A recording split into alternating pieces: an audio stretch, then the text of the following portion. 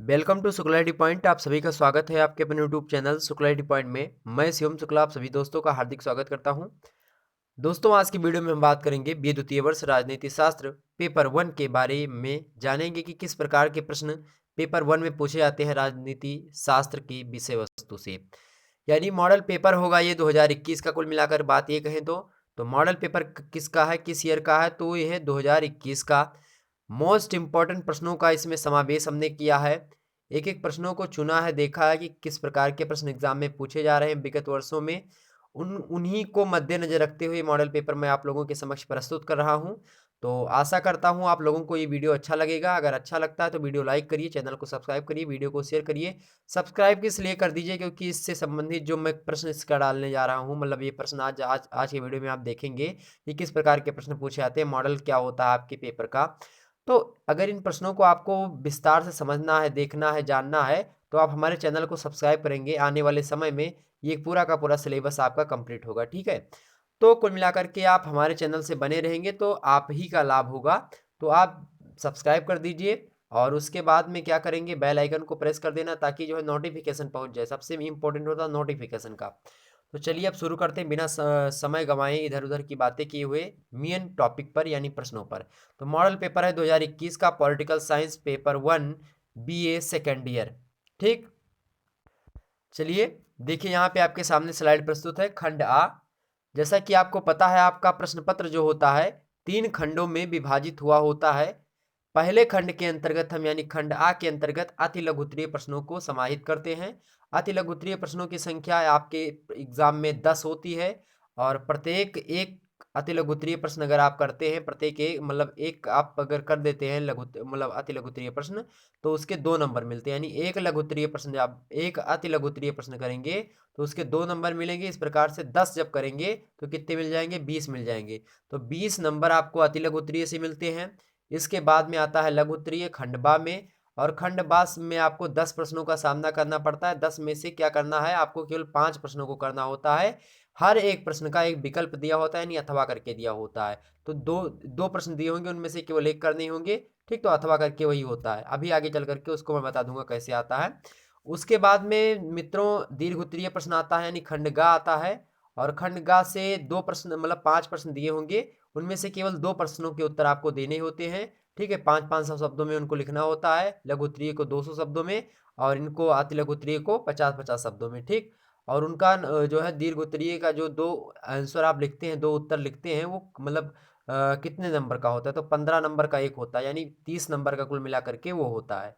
तो 30 नंबर का दीर्घ उत्तरीय प्रश्न पूछा जाता है, 50 नंबर का लघु उत्तरीय और 20 नंबर का पूछा जाता है अति लघु उत्तरीय। तो 30, 20, 50 और 50, 100 कुल मिलाकर के 100 नंबर का पेपर होता है। तो अब देखिए यहाँ पे मैं बात करता हूँ प्रश्नों की। देखिए पहला प्रश्न आपके सामने कि प्लेटो के शिक्षा सिद्धांत के महत्व पर प्रकाश डालिए। मोस्ट इंपॉर्टेंट प्रश्न है 2021 के लिए, ध्यान रख लीजिएगा कि प्लेटो ने जो शिक्षा से संबंधित सिद्धांत दिया था उसका महत्व क्या क्या है। जैसे शिक्षा संबंधित इन्होंने महत्व दिया था, प्रारंभिक शिक्षा और उच्च शिक्षा 2 भागों में विभाजित किया था इन्होंने प्लेटो ने शिक्षा को। ठीक है, और ये यूनान में प्रचलित शिक्षा पद्धतियों के अध्ययन किया था इन्होंने। जो यूनान में प्रचलित शिक्षा पद्धति थी उनका अध्ययन किया। उसके बाद में शिक्षा पद्धति की योजना बनाई और खुद प्रस्तुत करी प्लेटो ने। उसके बाद में इन्होंने 2 भागों में शिक्षा पद्धतियों को बांटा था। पहली तो बांटा था प्रारंभिक शिक्षा, दूसरी बांटा उच्च शिक्षा। उसके बाद में मित्रों में बात करूं तो जो 20 वर्ष से कम मतलब 20 वर्ष तक के बालक हैं उनको इन्होंने नीचे 20 वर्ष से कम वाले बालक उनको इन्होंने प्रारंभिक शिक्षा के अंतर्गत रखा। और जो 20 वर्ष से ऊपर रहते हैं उनको किस शिक्षा में रखा इन्होंने, इन्होंने रखा उच्च शिक्षा में। ठीक, तो कुल मिलाकर के ये समझिए इनका महत्व अगर बताएं हम शिक्षा का, प्लेटो के शिक्षा सिद्धांत के महत्व के बारे में। दार्शनिक राजा की खोज में सहायक होती थी इनकी शिक्षा। शिक्षा एक सामाजिक प्रक्रिया के रूप में इनकी शिक्षा काम आती थी, यानी सामाजिक प्रक्रिया में काम आती थी। शिक्षा न्याय का साधन इन्होंने बताया। साथ ही साथ सभी को समान शिक्षा इन्होंने बताई इनके अनुसार। शिक्षा का उद्देश्य उत्तम नागरिक बनाना होता है इनके अनुसार। शिक्षा राज्य द्वारा दी जानी चाहिए। इतनी बातें इन्होंने कही है। इन सभी बातों को हम चर्चा करेंगे जो है वीडियोस में। ठीक, तो बस इतना ही लिख देना था, हो गया आपका 50 शब्द। अगला देखते हैं, अरस्तु के नागरिकता संबंधी विचारों का वर्णन कीजिए।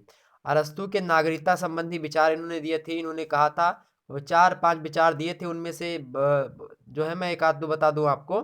तो इन्होंने कहा कि राज्य के किसी स्थान पर निवास करने से मात्र नागरिकता नहीं मिल जाएगी कि आप कहीं पे रह ही रहे हैं तो आपको नागरिकता दे दी जाएगी, ऐसा नहीं है। क्योंकि राज्य में विदेशी और दास लोग भी रहते हैं, विदेश के वाले भी लोग रहते हैं, कुछ दास भी रहते हैं जिनको नागरिकता नहीं प्राप्त होती। ठीक, तो कुल मिलाकर के राज्य के किसी स्थान पर निवास करने मात्र से आपको नागरिकता नहीं दी जा सकती। नागरिकता के संबंधित सिद्धांत उन्होंने दिया था। ठीक, उसके बाद में इन्होंने कहा कि किसी पर महाभियोग चलाने का अधिकार मिलने से उसे हम राज्य का नागरिक नहीं मान लेते। अगर किसी पर जो है अधिकार, महाभियोग चलाने का अधिकार मिल गया, महाभियोग जानते हैं, महाभियोग की प्रक्रिया के द्वारा भारत के राष्ट्रपति को पदच्युत किया जाता है, मतलब हटा दिया जाता है, मतलब हटाने की प्रक्रिया को महाभियोग कहते हैं। ठीक, और इन्होंने कहा कि जिसके माता पिता राज्य के नागरिक नहीं हैं उसे कैसे राज्य का नागरिक माना जा सकता है। अगर आपके माता पिता में से कोई राज्य का नागरिक नहीं तो आप उस राज्य के यानी उस देश के नागरिक नहीं हैं। साथ ही इन्होंने बताया कि राज्य से निष्कासित और मताधिकार से वंचित व्यक्ति को हम राज्य का नागरिक नहीं मान सकते। तो ये सारी बातें इन्होंने बताई थी कुल मिलाकर के। तो अरस्तु महोदय ने बस हो गया इतना। और अगला देखते हैं, अरस्तु ने क्रांति के क्या अर्थ बताए। अरस्तु ने क्रांति का अर्थ बताया था, क्या बताया था? तो जो हम लोग मानते हैं जो है इसका अर्थ अरस्तु का, जो जैसे कि हम लोग क्रांति का अर्थ क्या समझते हैं कि 1688 की गौरवपूर्ण क्रांति हुई थी इंग्लैंड में, तो उसको हम समझ लेते हैं वो क्रांति है। 1857 में भारत में क्रांति हुई थी, भारत में क्रांति हुई थी, स्वतंत्रता क्रांति या स्वतंत्रता संग्राम प्रथम, तो ये सब क्रांति हम बोलते हैं। ठीक है, 1917 में बोल्शेविक क्रांति हुई थी, तो उसको हम क्रांति बोलते हैं। 1789 ईस्वी में फ्रांस में क्रांति हुई थी, तो उसको क्रांति बोलते हैं। ठीक, लेकिन ये क्रांति का मतलब कहते थे अरस्तु। अरस्तु ने कहा कि क्रांति जो होती है, संविधान में अगर छोटा संशोधन हुआ या बड़ा संशोधन हुआ तो वही क्या हो जाएगी, क्रांति। तो संविधान में छोटा या कोई बड़ा किसी भी प्रकार का संशोधन होता है तो अरस्तु के अनुसार वो क्या होता है, वही क्या होता है मित्रों, तो वही होता है क्रांति, अरस्तु के अकॉर्डिंग। ठीक, आगे देखिए, सिसरो। सिसरो के समानता संबंधी विचारों को लिखिए। सिसरो ये समाज सारे के सारे ये विद्वान है। ठीक है, ये सारे के सारे कैसे हैं, विद्वान लोग हैं, राजनीति शास्त्री हैं। ठीक, तो सिसरो के समानता संबंधी विचार, इन्होंने समानता संबंधी विचार दिया था सिसरो ने। ठीक है, सिसरो ये रोमन के दार्शनिक थे। इनके समय में सरकार जो मतलब रोम में सरकार में निरंकुशता थी, मतलब निरंकुश लोग रहते, मतलब निरंकुश सरकार थी, मतलब वो शासन प्रशासन मतलब जनता के हाथ में कुछ नहीं था, राजा जो चाहता था वही करता था। ठीक, रोम की राजनीति में काफी उथल पुथल थी उस समय। जूलियस सीजर के साथ मिलकर के सिसरो ने क्या किया था, सरकार की निरंकुशता का विरोध किया था। इसी से संबंधित इनका ये संबंधी जो समानता संबंधी सिद्धांत है, इसी से संबंधित है। मैं वीडियो में डिस्कस करूंगा, इन सभी की वीडियोस जो है आने वाले समय में 2-3 दिन के अंदर मैं अपलोड कर दूंगा। ठीक है, अगला देखते हैं, बोंदा के संप्रभुता सिद्धांत की परिभाषा। बोंदा मतलब बोदान बोदा। ठीक, तो बोंदा के संप्रभुता सिद्धांत की परिभाषा अगर मैं बताऊं तो बोंदा के अनुसार संप्रभुता मित्रों वह विभाजक रेखा होती थी जो क्या करती है, जो राज्य को अन्य समुदाय से अलग करती है।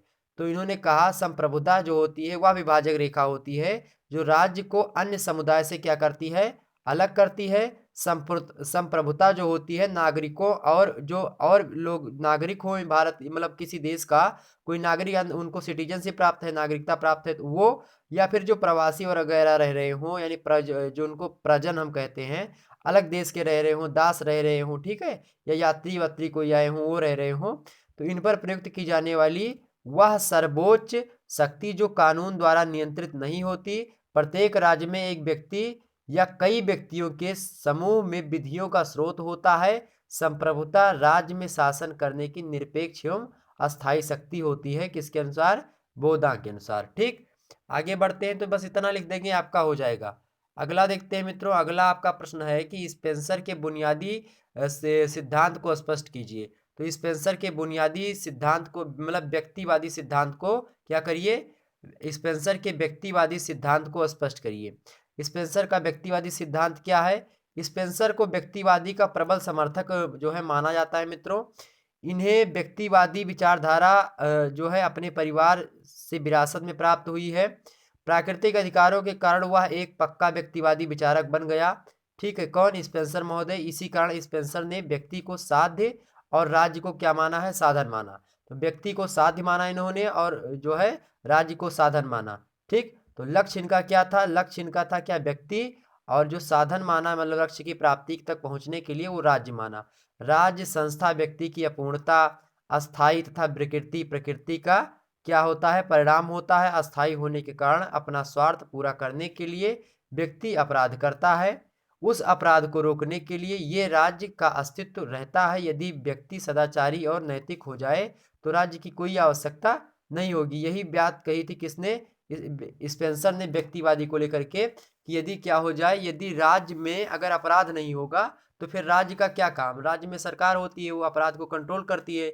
अगर कोई राज्य है तो उसमें अगर अपराध ही नहीं हो रहा है, सभी लोग नैतिक विचार के हैं, सभी लोग सात्विक हैं, तो फिर राज्य की क्या आवश्यकता, फिर नियम कायदे की क्या आवश्यकता है। पहले ऐसा ही था, कुछ समय पहले जब हम राज्य की उत्पत्ति से संबंधित सिद्धांत देखते हैं बीए फर्स्ट ईयर में, तो यही सारी चीज़ें जॉन हॉब्स और रॉस रूसो इनके सबके अनुसार देखते हैं, तो हम आसानी से समझ सकते हैं कि जो है राज्य की उत्पत्ति के सिद्धांत जो दिए गए, उससे इन सभी ने बताया कि जब राज्य नहीं हो, पहले राज्य हुआ ही नहीं करता था। ये राज्य जो है वो बना है, मनुष्यों के द्वारा बनाया गया। किसी ने बताया कि जो है राज्य और मनुष्य जो है पहले से ही थे। इस तरीके से तमाम सारे मतलब सिद्धांत है 3-4 प्रकार के। इन सिद्धांतों पर हम देखेंगे। सबसे पुराना राज्य की उत्पत्ति से संबंधित सिद्धांत है दैवीय उत्पत्ति का सिद्धांत। ठीक है, तो कुल मिलाकर के स्पेंसर के व्यक्तिवादी सिद्धांत यही है जो हमने अभी आपको बताया। आगे देखते हैं एक्विनास के राज्य संबंधी विचार क्या है।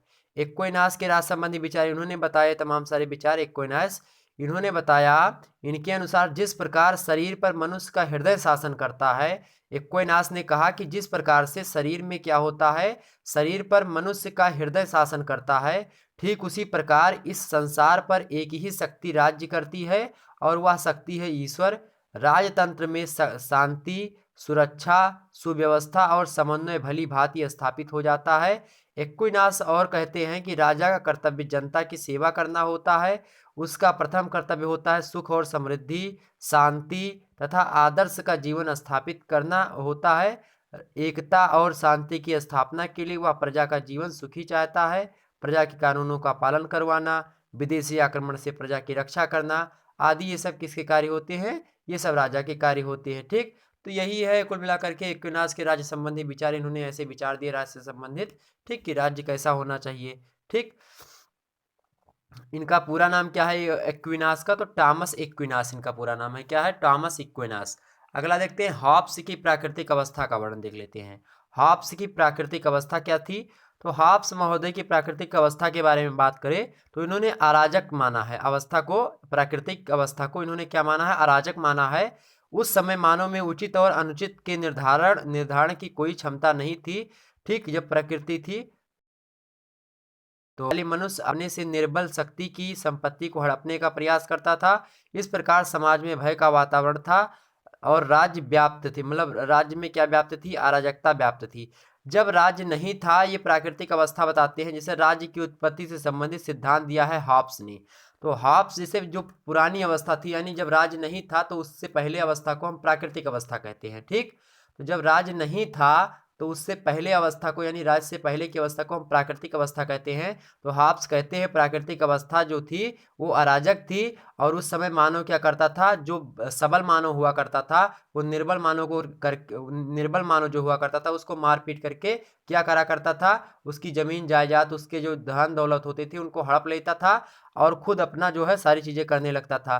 तो इस प्रकार से क्या है, समाज में जो है एक भय का वातावरण बन गया, अराजकता व्याप्त हो गई। इस अराजकता से बचने के लिए क्या हुआ, लोग ब्रह्मा के सामने गए, मतलब ब्रह्मा के पास गए और कहा कि जो है हमको राज्य बनाइए, आप एक राजा चुनिए।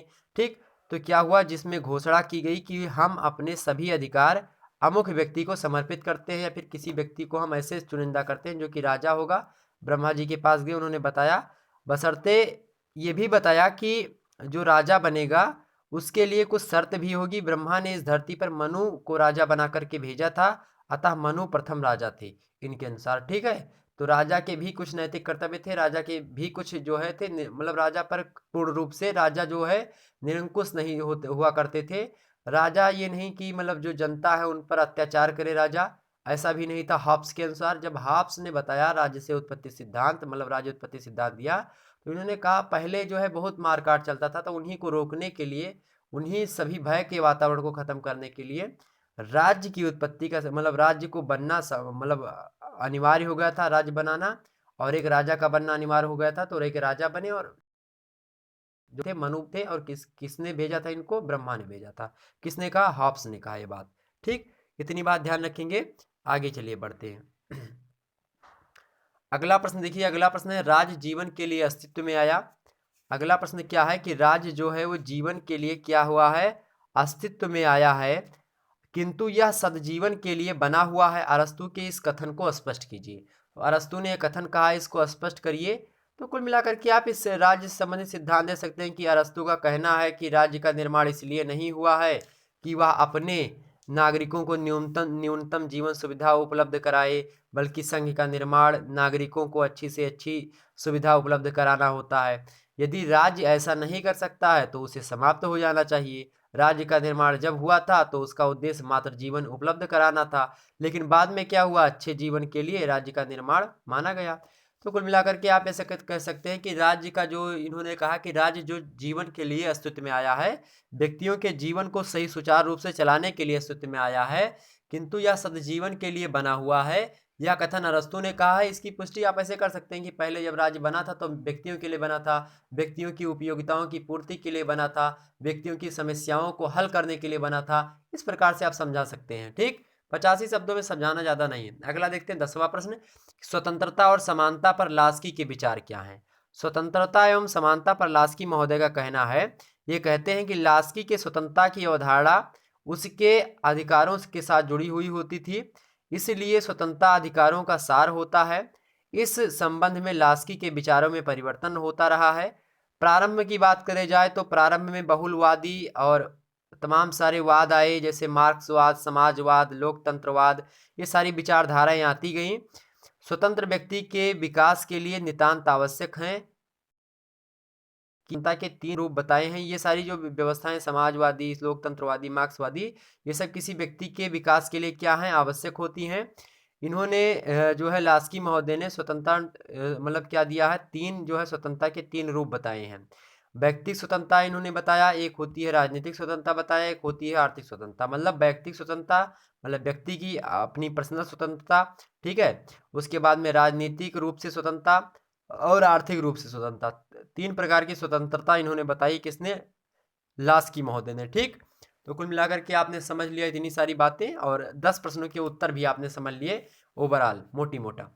अब हम कुल मिलाकर के सीधे सीधे आपको प्रश्न बता देते हैं। लघु उत्तरीय प्रश्न बड़े होते हैं, इनको समझा पाना जो है कठिन होगा, तो अब इन पर हम सीधा सीधा चर्चा करते हैं। आइए लघु उत्तरीय प्रश्न देखते हैं। प्लेटो के साम्यवाद सिद्धांत की व्याख्या कीजिए। 200 शब्दों में लिखना है इन सभी को। प्लेटो के साम्यवाद सिद्धांत की व्याख्या कीजिए। और अगर ये प्रश्न आपको नहीं पता है तो आप दूसरा प्रश्न लिख सकते हैं इसके स्थान पर, अरस्तु के राज्य संबंधी विचारों की विवेचना कीजिए। यानी अरस्तु ने राज्य से संबंधित विचार कौन कौन से दिए हैं, उनकी विवेचना करनी है। नेक्स्ट प्रश्न आपका अगला प्रश्न है कि मध्ययुगीन राजनीतिक चिंतन की प्रमुख विशेषताओं का आलोचनात्मक मूल्यांकन कीजिए। अगर ये प्रश्न नहीं पता मित्रों तो आप और करके दूसरा प्रश्न दिया है, इसको आप लिख सकते हैं। अगला प्रश्न क्या दिया है कि राज्य के कार्यक्षेत्र के संबंध में स्पेंसर के विचारों का क्या करिए? आप मूल्यांकन करिए। तो आप ये प्रश्न इसके स्थान पर लिख सकते हैं। इसी प्रकार से आपको प्रश्न देखने को मिलेगा एग्जाम में। ठीक है, मोस्ट इंपॉर्टेंट प्रश्न है, मैं एक बार फिर से बोल रहा हूँ। इन सभी प्रश्नों को आप कॉपी पेन लेंगे और इनको नोट डाउन कर लेंगे सीरियल वाइज, और इन प्रश्नों को आप हमारे चैनल पे ढूंढ ढूंढ के पढ़ लीजिएगा। ठीक है, और मैं वैसे तो पूरा का पूरा सिलेबस करवाऊंगा, सब विद्वानों के बारे में बताऊंगा, कौन कौन से सिद्धांत किसने दिए हैं, इन सभी पर हम चर्चा करेंगे। ठीक, आगे बढ़ते हैं। अगला प्रश्न देखिए, प्राकृतिक अवस्था और सामाजिक समझौता विचार था। इन विचारों की क्या करनी है? आपको विवेचना करनी है 200 शब्दों में। अगर ये प्रश्न बाई चांस आपको नहीं पता होता मेरे प्यारे दोस्तों, तो आप हर्बर्ट स्पेंसर के विकासवादी सिद्धांत को स्पष्ट कर सकते हैं। ठीक, अब ऐसा नहीं कि एग्जैक्ट ऐसे वो पेपर दे देगा एग्जामिनर, ऐसे पेपर नहीं देगा, लेकिन हाँ प्रश्न यही देखने को मिलेंगे आपको। जो यहाँ पे लघु उत्तरीय में दिखाई पड़ रहा है वो लघु उत्तरीय में ही देखने को मिलेगा, या फिर हो सकता है दीर्घ उत्तरीय में थोड़ा बढ़ा के दिखाई दे दे, या फिर छोटा करके अति लघु उत्तरीय में मिल जाएगा। ठीक, तो इसी प्रकार से इधर उधर करके आपको मिल सकता है। इनमें से अधिक प्रश्न ऐसे होंगे जो फंसेंगे। ठीक, अगला प्रश्न देखते हैं, हॉब्स के निरंकुश प्रभुसत्ता संबंधी धारणा की विवेचना कीजिए। अगर ये प्रश्न आपको नहीं पता तो आप जो है मानव स्वभाव पर रूसो के विचार को स्पष्ट कर सकते हैं। ठीक, अगला प्रश्न देखते हैं। अगला प्रश्न है आपका कि हॉब्स को राजनीतिक चिंतन का प्रथम आधुनिक विचारक माना जाता है। यह कारण बताइए क्यों माना जाता है? तो हॉब्स को राजनीतिक चिंतन का प्रथम आधुनिक विचारक क्यों माना जाता है, इसको आपको जो है सिद्ध करना है, सिद्ध करके बता देना है कि हाँ हॉब्स को राजनीतिक चिंतन का प्रथम आधुनिक विचारक मानना उपयुक्त है। जब आप सारी बातें बता दें तो इसके बाद में लिख देंगे कि हाँ, दिए गए कथन के अनुसार हॉब्स जो है वो राजनीतिक चिंतन के प्रथम आधुनिक विचारक हैं, तो इनको मानना अतिशयोक्ति नहीं होगी। ठीक, इस प्रकार से आप लिख सकते हैं। और करके आप अगला प्रश्न जो है, अगर ये नहीं आप लिखने के सक्षम है, मतलब लिखने की क्षमता नहीं है इसकी, रूसो के राजनीतिक चिंतन में हॉब्स और लॉक के विचारों की क्या भूमिका है, अब इनके विचारों का क्या महत्व है। ठीक, तो ऐसे लिख सकते हैं आप कि जो रूसो के राजनीतिक चिंतन में हॉब्स और लॉक के विचारों का क्या करना है, आपको विवेचना करनी है। ठीक, ध्यान रखेंगे। आगे देखते हैं हम, अगला प्रश्न देखते हैं। अगला प्रश्न है आपका खंडसा, और खंडसा में से आपको दीर्घ उत्तरीय प्रश्न करने होते हैं। ध्यान रखिएगा, दीर्घ उत्तरीय प्रश्न जो होंगे उनको 500 शब्दों में आपको करना होगा, और इनमें से केवल कितने प्रश्न करने हैं, आपको 2 प्रश्न ही करने हैं। 5 प्रश्न दिया है, केवल 2 प्रश्न करने होंगे। वहां पे आपको नोट डाउन देखने को मिलेगा कि नोट किन्हीं 2 प्रश्नों के उत्तर दीजिए। ठीक, प्रत्येक प्रश्न का उत्तर लगभग 500 शब्दों में हो, और उत्तर मतलब लिखा रहेगा वहीं पे कि 15 गुणे 2 बराबर 30। ठीक, आगे बढ़ते हैं। देखिए, पहला प्रश्न है कि प्लेटो के न्याय सिद्धांत का आलोचनात्मक परीक्षण कीजिए। यानी जो प्लेटो ने न्याय का सिद्धांत दिया था, इसकी आलोचना आपको करनी है। आलोचना मतलब समझ रहे हैं ना? आलोचना मतलब ये होता है कि किस इनका सिद्धांत जो है किस हद तक जो है गलत है। तो इनको कुल मिलाकर के इस सिद्धांत को, हमको इन सिद्धांत की कमियों को ढूंढ करके बताना है कि इनकी क्या क्या कमियां हैं। बस वही क्या होती है, आलोचना होती है। तो इसकी हमको क्या करनी है, आलोचनात्मक परीक्षण करना है इनके मतलब न्याय के सिद्धांत की। ठीक, तो आलोचनाएं अगर ज़्यादा हैं तो उसको लिखेंगे। थोड़ा बहुत इसका जो है निगेटिव पक्ष लिखने के साथ ही साथ आप थोड़ा सकारात्मक पक्ष भी लिखेंगे, मतलब पॉजिटिव जो है इसके जो है एलिमेंट भी लिख देंगे, ताकि एग्जामिनर, हाँ, केवल यही नहीं है कि प्लेटो के न्याय के सिद्धांत की आलोचना ही संभव है। आलोचना के साथ साथ जो है इसका मतलब समालोचना करने का प्रयास करिएगा। जब डायरेक्ट आलोचना पूरा पूछ रहा है तो पूर्ण रूप से आलोचना बिल्कुल मत करिएगा, नहीं तो जो है एग्जामिनर सोचेगा केवल आलोचना आलोचना पूछी गई तो इन्होंने आलोचना ही लिखी है। आलोचना मतलब ये नहीं होता कि पूरी उनकी मतलब एकदम से बेकार कर दे उनके नियम को, हम कि इनके नियम में कमियां क्यों मैं ढूंढ दे। हाँ, ऐसा होता तो शायद इतनी, मतलब ऐसे लिखते हैं कि अगर इनके नियम में कुछ ऐसा और थोड़ा सा इधर से करते या फिर थोड़ा और इनमें संशोधन किया होता तो ऐसी स्थिति ना होती। तो इस प्रकार से आपको लिखना है। ठीक, मैं समझा दूंगा सारी बातें आने वाली वीडियोस में। अगला देखते हैं, बेंथम के उपयोगितावाद में मिल द्वारा दिए गए संशोधनों की विवेचना कीजिए। तो बेंथम का एक जो है सिद्धांत है उपयोगितावाद, इसमें मिल महोदय ने क्या दिया है, मिल महोदय ने उसमें संशोधन किया है। उन्हीं संशोधनों की क्या करनी है, हमको विवेचना करनी है। ठीक, अगला प्रश्न देखते हैं हम, लॉक प्रथम व्यक्तिवादी था। लॉक जो है वो प्रथम व्यक्तिवादी था, इस कथन की व्याख्या कीजिए। तो लॉक जो है एक समाज, मतलब एक समाज शास्त्री भी कह सकते हैं इनको, इनको आप राजनीति शास्त्री भी कह सकते हैं। मतलब हर एक क्षेत्र में इन्होंने अपने अपने सिद्धांत दिए हैं। तो कुल मिलाकर के इनको हम एक शब्द में कहेंगे विद्वान। तो लॉक जो है एक विद्वान है, और इसके साथ ही साथ एक प्रथम व्यक्तिवादी है। व्यक्तिवादी विचारधारा में प्रथम स्थान इनको माना जाता है। तो इसकी क्या आपको क्या करनी है, इस कथन की क्या करनी, पुष्टि करनी, यानी व्याख्या करनी है कि क्यों माना जाता है। ठीक, इसको आपको समझा देना है। लास्ट में आप लिख देंगे कि अतः उपर्युक्त तथ्यों के आधार पर यह सिद्ध होता है कि लॉक प्रथम व्यक्तिवादी था। ठीक, काम खत्म। अगला प्रश्न देखते हैं, इच्छा मतलब इच्छा ना कि शक्ति राज्य का आधार है। इच्छा ना कि शक्ति राज्य का आधार है, इस कथन के संदर्भ में ग्रीन के राजनीतिक विचारों का पर प्रकाश डालिए। तो ग्रीन के राजनीतिक विचार थे, उन पर प्रकाश डालना है, किसको मद्देनजर रखते हुए, इस कथन को कि इच्छा जो होती है ना कि शक्ति राज्य का आधार भी होती है। इच्छा जो होती है वो राज्य का आधार भी होती है, ना कि शक्ति। तो अकेले शक्ति राज्य का आधार नहीं होती, इच्छा भी राज्य का आधार होता है। इस कथन की आपको क्या करनी है, पुष्टि कर देनी है। अगला प्रश्न देखते हैं, लास्की के राजनीतिक विचारों की व्याख्या करनी है। लास्की के राजनीतिक विचार कौन कौन से हैं, इसको आपको बता देना है। ठीक, तो इस प्रकार से आप 5 प्रश्न यहाँ पे देख लिए हैं। इन पांचों में से जो 2 आपको पसंद आएंगे, या फिर जो 2 आपके अच्छे तरीके से तैयार हो, उनको आप अच्छे तरीके से जाकर के एग्जाम में लिख देंगे। ठीक, तो कुल मिलाकर के इन सभी मुद्दों पर वीडियोस बनती रहेंगी। तो फिर मिलेंगे हम अगले वीडियो में, और अगले वीडियो में हम जानेंगे किसके बारे में, अगले वीडियो में हम इसके सेकंड पेपर के बारे में बात कर लेंगे। सेकंड पेपर का मॉडल पेपर दे देंगे। ठीक है, और इसके साथ ही मैं चैप्टर मतलब जो है आपको लेक्चर 1, लेक्चर 2, लेक्चर 3 इसके माध्यम से इसके विभिन्न पहलुओं पर चर्चा करने का प्रयास करूँगा। ठीक? तो आने वाले समय में आपको बहुत वीडियोज़ मिलने वाली है इससे संबंधित, तो वीडियो को लाइक कर दीजिए, चैनल को सब्सक्राइब कर दीजिए, वीडियो को शेयर करिए सभी लोगों के पास, ताकि सभी लोगों को यह जानकारी मिल सके कि हमारा पेपर कैसा आता है, किस टाइप के प्रश्न एग्जाम में पूछे जाते हैं। फिर मिलते हैं हम अगले वीडियो में, तब तक के लिए जय हिंद, जय भारत।